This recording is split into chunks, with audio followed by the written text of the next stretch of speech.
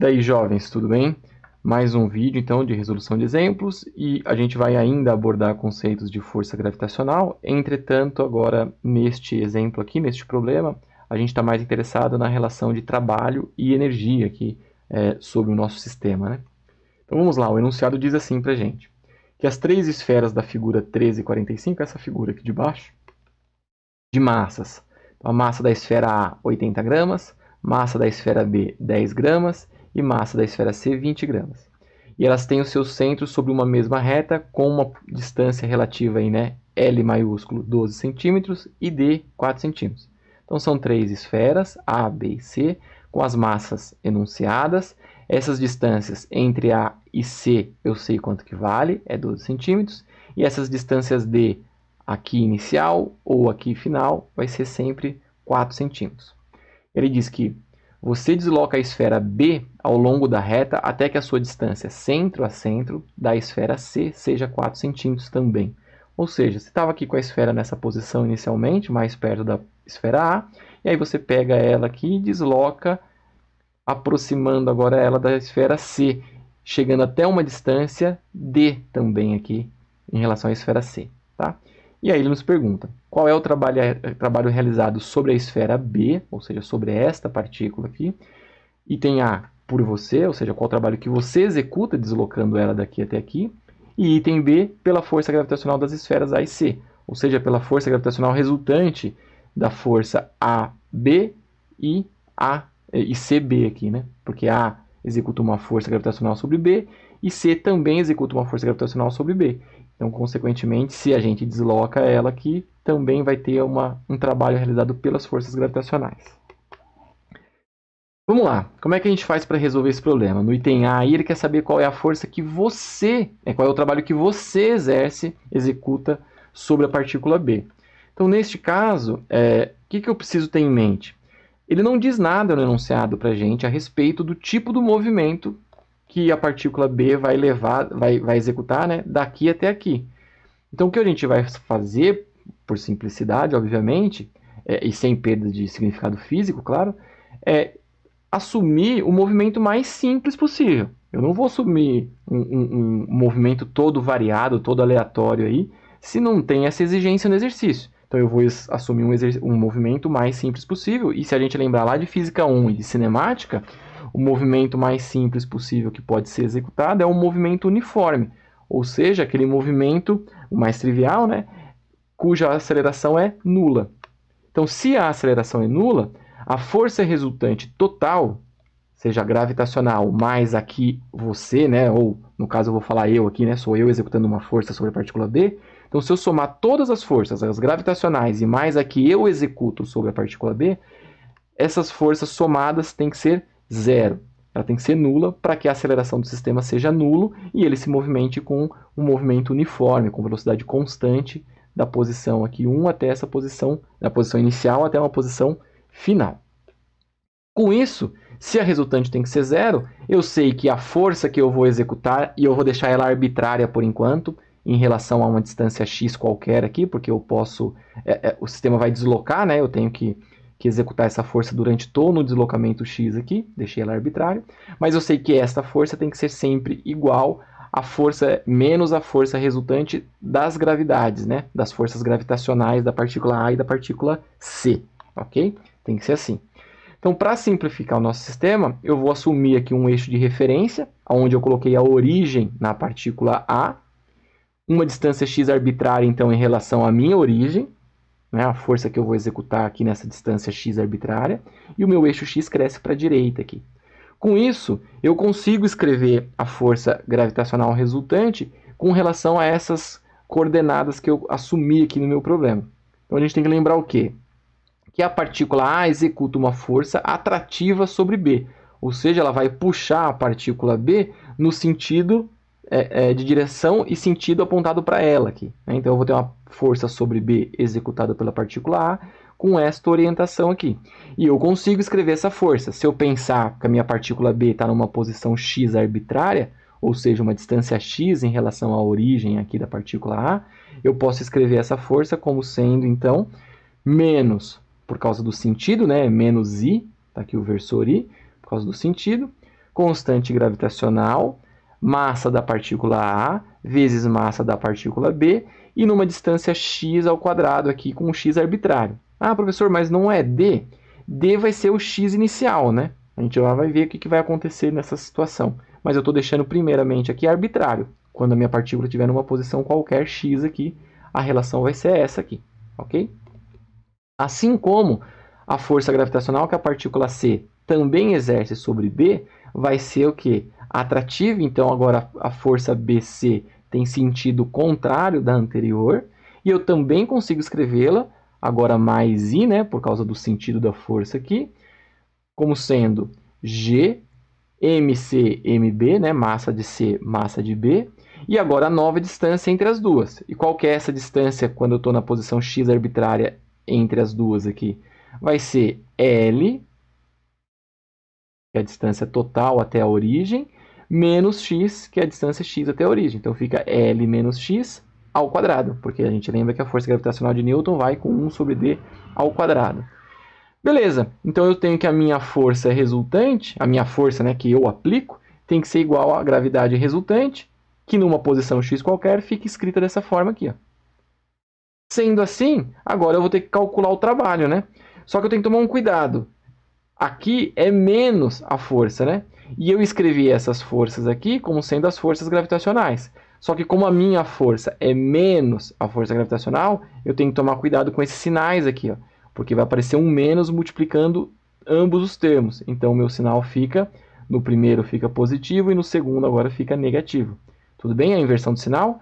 Porque aqueles termos anteriores do jeito que estava aqui, ó, isso é a força gravitacional da partícula A e isso é a força gravitacional da partícula B.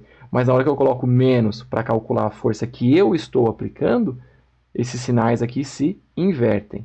Então ela fica assim. E agora sim, se eu quero calcular o trabalho, eu tenho que lembrar da definição de trabalho, que é a integral de uma posição inicial até uma posição final do produto escalar entre o vetor força e o vetor deslocamento dx da partícula B. Sendo que esta força é a força que eu aplico, então eu já sei aqui como formulá-la. Eu já sei aqui qual é a expressão que eu defino. E a posição inicial vai ser quando a partícula B está aqui em D. E a posição final vai ser quando a partícula está aqui neste novo D aqui em relação a C, nessa posição aqui da frente. Então aqui é a posição inicial e aqui é a posição final. Sendo assim, escrevendo a nossa integral, eu tenho integral de D, posição inicial, até L menos D, porque isso aqui é L menos D, então eu sei quanto vale essa posição final. Perceba que ambos os termos aqui em cima têm G e a massa de B, então eu coloquei ele em evidência. Aí o primeiro termo positivo fica MA sobre x quadrado, e o segundo termo negativo fica MC sobre L menos x ao quadrado. E perceba que dx e f são paralelos, né? Porque ambos têm o sentido i aqui. O dx é com i positivo. E na hora que eu faço i vezes i, sobra então produto escalar, né? Sobra só então o próprio dx, o módulo, né, da força e o módulo do deslocamento, ok? Porque eles são paralelos aí, ok? Bom, agora o nosso desafio é resolver essas integrais aí, né? Só que aí, se eu lembrar, essa integral, né? Só que se eu lembrar que a integral de uma soma ou de uma subtração nada mais é do que a soma ou subtração de duas integrais, então eu separei em duas integrais aqui, ó. E aí eu peguei G, massa de B e massa de A e coloquei em evidência, porque elas são constantes, elas saem da integral. Então está aqui em evidência a minha integral de D a L menos D de 1 sobre x quadrado dx. Menos, a mesma coisa eu coloquei em evidência G, MB e MC, porque são constantes. Então elas saem da integral, coloquei em evidência. Novamente uma integral de D a L menos D, 1 sobre L menos x ao quadrado dx. Então o nosso desafio agora é resolver essas duas integrais. Essas integrais são relativamente simples. Vamos lá para a primeira aqui, essa integral da esquerda aqui, 1 sobre x quadrado dx. Essa integral é uma integral bem conhecida, todo mundo lembra, é uma integral de um polinômio aí, x a menos 2, né? Então o resultado dela todo mundo já conhece. Se você não conhece, verifica lá a regra do tombo, né, entre aspas, onde cai o expoente mais 1 no denominador e sobra o expoente mais 1 aqui. Ou se você também quiser consultar uma tabela de integrais, para mim não tem problema, o resultado dessa integral já é bem conhecida. Então, na hora que você resolve essa integral, você tem aí menos 1 sobre x aplicado nos limites inferior e superior. Então, se eu colocar aqui no limite superior, a gente sabe que essa expressão aqui quer dizer que é 1 sobre x quando x é igual a L menos D, menos 1 sobre x quando x é igual a D. Então, ficaria esse menos esse. Só que como eu tenho um menos aqui na frente, então inverte os dois sinais. Então, na verdade, fica menos 1 sobre L menos D, mais 1 sobre D. Se você tirar o mínimo aqui e executar essa soma de frações, o resultado que você deve chegar aí é L menos 2D dividido pelo produto aqui dos dois denominadores, né? L menos D vezes D. Ok? Então, eu já tenho o resultado da primeira integral aqui. Agora, vamos fazer a segunda, né? No caso da segunda integral, a gente precisa fazer uma mudança de variável aqui, porque a integração não é direta. Mas a minha mudança de variável é bem simples. Eu posso fazer aqui uma nova variável u como sendo L menos x. Consequentemente, se eu for pensar no termo diferencial aqui, du é igual a menos dx, né? Se eu derivo aqui da du, e desse lado L é uma constante, aí menos x, então fica menos dx. Então, o dx vai ser igual a um du negativo aqui, tá? E eu também tenho que lembrar que eu tenho que fazer as variações dos limites de integração. Quando o x inicial, ele começa em d.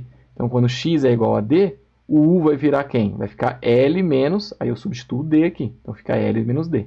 E quando o x final é L menos d, que é o limite superior aqui embaixo, né?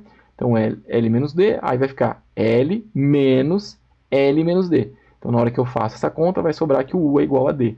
Então, a minha nova integral fica como? Né? A integral que eu tenho que resolver, eu substituindo, fazendo a mudança de variável, ela vai ficar, então, menos, que veio aqui do diferencial, né? Onde eu tinha dx, vai virar menos du, então tem esse menos aqui. Os limites de integrações foram invertidos, fica de menos L menos d até d, né? São os limites aqui de integração u. A minha nova função, então, é 1 sobre u ao quadrado, e o dx ficou du. Por que eu fiz isso? Porque eu posso jogar esse menos aqui para dentro da integral, considerando a inversão dos limites de integração, né? Porque se eu inverter os limites de integração, é o negativo dessa conta aqui. Então, se eu inverter, fica mais, e eu inverti os limites. Ó. E isso a gente faz com o intuito já de comparar esta integral com a anterior que a gente resolveu. Porque percebam que ela tem a mesma estrutura. Sendo a mesma estrutura, só mudou x por d aqui, x por u, o resultado tem que ser exatamente o mesmo. Eu tenho os mesmos limites de integração, a mesma forma da minha função integrada, então o que acontece é que eu vou ter o mesmo resultado aqui de cima. Sendo assim, então, o resultado dessa integral nada mais é do que L menos 2D dividido por L menos D multiplicado por D aqui. Pronto, eu já tenho o resultado dessas duas integrais, agora basta eu substituí-las aqui, né? Na nossa expressão original aqui. Então, substituindo, trabalho de uma posição inicial até uma posição final aqui, que a gente executa, né? Aplicando uma força F sobre a partícula B, vai ser o quê? GMBMA, estava aqui, né? O termo, multiplicado pelo resultado da primeira integral, que é esse aqui de cima, então ficou L menos 2D, L menos D vezes D aqui, esse termo, né? Aí agora para a segunda integral a gente tem menos GMBMC multiplicado pelo resultado da integral. Então, menos GMBMC multiplicado pelo resultado da integral, que está aqui. E agora ficou fácil, né? Porque você já repara que eu tenho termos iguais em ambos os... eu tenho valores iguais, né? Variáveis iguais em ambos os termos. GMB e esse colchete aqui, GMB e esse colchete. Como eles estão iguais em ambos os termos, eu posso colocá-lo em evidência, GMB e essa razão, e aí multiplicar por quem sobrou. Quem sobrou? No primeiro item, no primeiro termo sobrou MA, e no segundo termo sobrou MC negativo. Então eu vou multiplicar por MA menos MC. E aí esse, o trabalho da força que a gente executa para levar a partícula da posição D até a posição L menos D, é esse aqui. Se você pegar todos os dados você conhece, G é a constante gravitacional, MB ele deu como sendo 10 gramas, L maiúsculo é 12 centímetros, D é 4 centímetros, então você conhece todos esses termos, massa da partícula A 80 gramas, massa da partícula C 20 gramas. O único cuidado que você tem que tomar é colocar todo mundo no Sistema Internacional de Medidas. Então, principalmente as massas. Aqui não vai ter tanto problema se você trabalhar com centímetro, porque você tem uma razão aqui de centímetro e centímetro. O centímetro vai acabar sumindo. Entretanto, as massas aqui seria interessante você colocá-las no Sistema Internacional de Medida, que é passar para quilograma, então. Se você substituir os seus dados e fizer essas contas com cuidado, você deve chegar num resultado de trabalho aí de 5 vezes 10 a menos 13 joules, porque a gente trabalhou no Sistema Internacional de Medida. Tudo bem? Lembrando aqui, então, o principal é a definição de trabalho, né, que é a força vezes deslocamento, e a gente precisa escrever a força que a gente aplica. Só que a força que a gente aplica em função da distância x, ela vai ser igual à força resultante gravitacional de ambas as partículas aí. Aí o resto é álgebra, né? É matemática aqui, é fazer integrais com cuidado, mas não são integrais difíceis de ser feitas. E aí tem item B ainda, a última questão, que ele pergunta da força gravitacional. Bom, se a gente assumiu que a força que nós aplicamos, que o movimento é uniforme, ou seja, a força que a gente aplicou é exatamente igual ao negativo da força gravitacional, então fica claro que se as forças são opostas, sentidos opostos, mas de mesmo módulo, o trabalho realizado, então, em ambos os casos são de mesmo módulo, só que de valor de sinal negativo, de sinal oposto, né? Então a força que a gente realiza tem que ser igual a menos a força que o trabalho que a força gravitacional executa nesse caso. Então, basicamente, não precisa nem. Você poderia fazer de novo essas contas, mas não há necessidade. Afinal de contas, a gente já tem essa relação física estabelecida. Então, o trabalho que a força gravitacional vai executar é exatamente o mesmo módulo, só que negativo. Beleza, gente? Então é isso. Qualquer dúvida me procurem. Espero ter ajudado. Um abraço aí e até o próximo vídeo. Falou!